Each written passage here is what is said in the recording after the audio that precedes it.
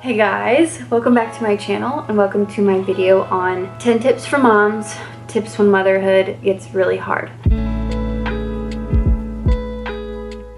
I'm a mother of two, I'm young, I know I don't have all the answers, but I also have learned a lot and I've asked a lot of questions and I've done a lot of reading because I'm passionate about being the best mom I can be. And I know if you're here, you guys think the same. You just want to be the best mom you can be. And in motherhood is these wonderful, rich, amazing moments, but also in motherhood is this feeling of loneliness, confusion, anger, frustration, exhaustion, stress. So this is like during my day-to-day. It's not taking myself out of the situation and going on a vacation. It's how can I get through motherhood right now, today, and support myself even when it's really hard. So these are 10 tips for you guys. I hope you enjoy this video. Make sure you like and subscribe because that supports me and what I'm doing here. And yeah, let's just get to it. All right, number one is it is okay to feel this way. This is something that someone told me probably at the end of 2020, that it's okay to be crying right now, Margaret. It's okay to be frustrated. It's okay to feel lonely. These emotions aren't bad. They're just signaling to you that you need something. And when it becomes harmful is when we don't act on what our emotions are telling us. And so that's what a lot of these options are gonna be for you when you are experiencing this. But just know that it's okay if you're in a very hard stage of motherhood. Don't feel guilty about it. Number two, this is a very tactical thing that you could start today. It's stop drinking coffee the moment you wake up.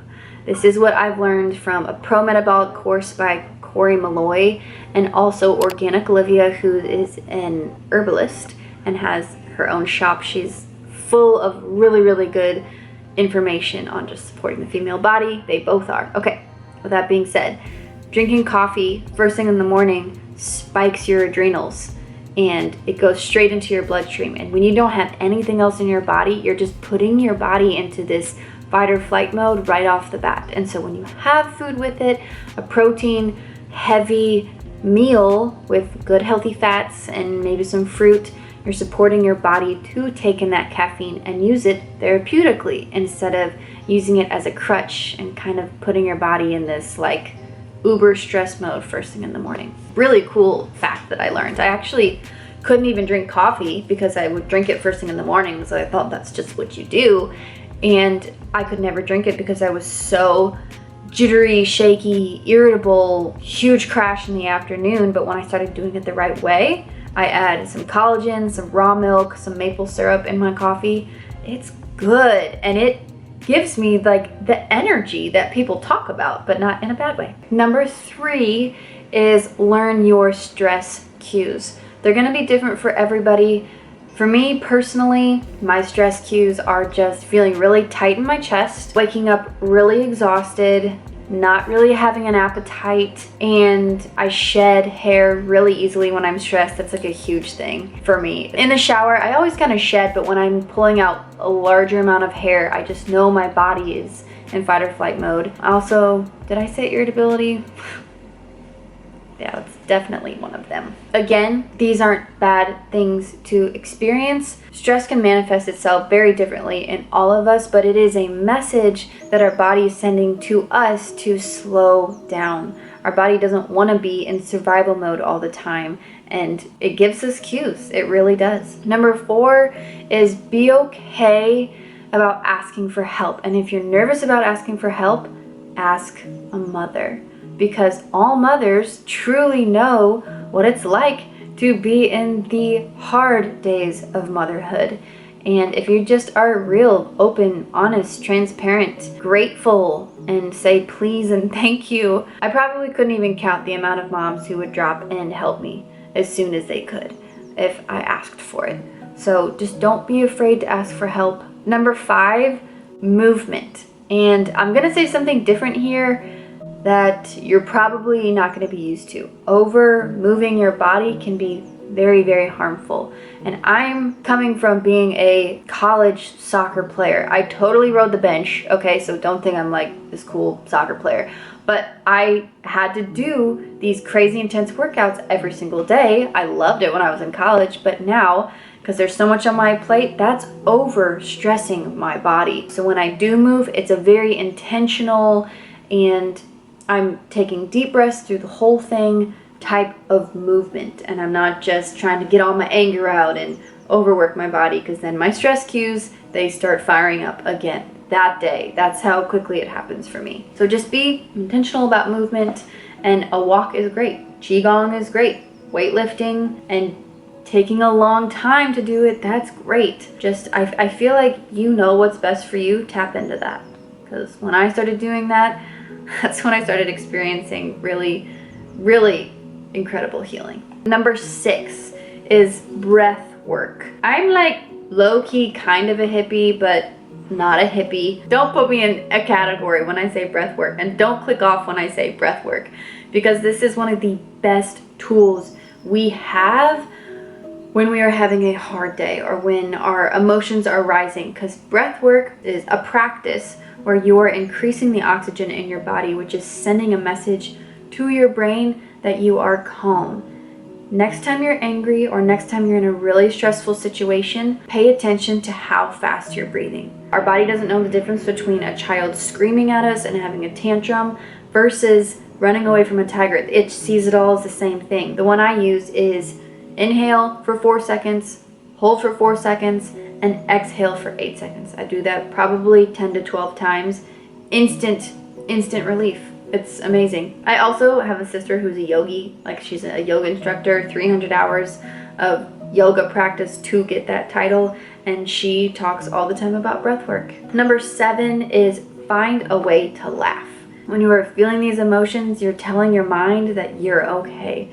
So the last thing that we should be doing is, at the end of the day when we're just exhausted and drained, is turning on an intense movie or a scary movie. The Proposal. It's like one of my all-time favorite movies. Same with Mamma Mia. That just makes me laugh and makes me so happy. What you're intaking is what you turn into. So happiness, laughter, great music, more of that, more of that. Number 8, I just briefly touched on this, but do you know how easy it is to delete apps on your phone? I say this because I've struggled with this so many times. Wasting my energy, wasting my hours on Instagram. I follow beautiful people, beautiful, inspiring people, but I also often find myself saying, man, I wish. And that's just not helpful for me in this stage of my life. So what I do is I open my app in the morning. Actually, I download the app in the morning, post what I need to post for my work, for my personal business, then I delete it. And I just keep it at that. It's a very refreshing way to live. Number 9, release your hips. Again, thanking my yogi sister for this. A spot in your body where your emotions just sit and get all tight is shoulders and hips. And so at night, every single night before I go to bed, and that's not an exaggeration, I think I have done this every single night for the last 365 days. You get in bed and you do like your butterfly. So it's like when you put your feet together and then let your legs go out, so your legs kind of look like this, and then lay down.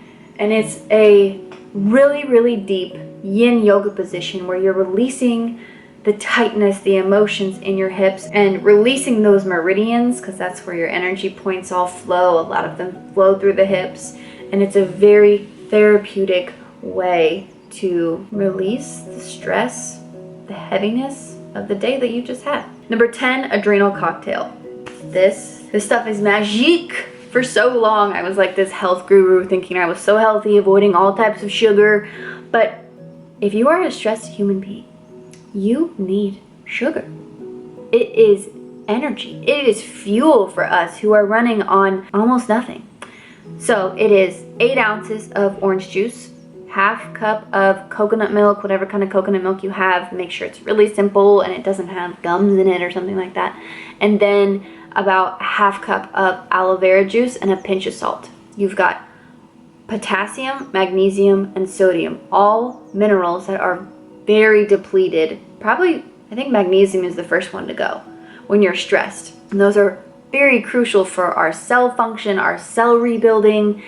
I'm learning all this stuff. It is so fascinating, but I drink this adrenal cocktail once a day, and sometimes twice a day when I have a rough night or my kids were up or something like that. But it is supporting your body, giving it the fuel it needs in a very, very easy way.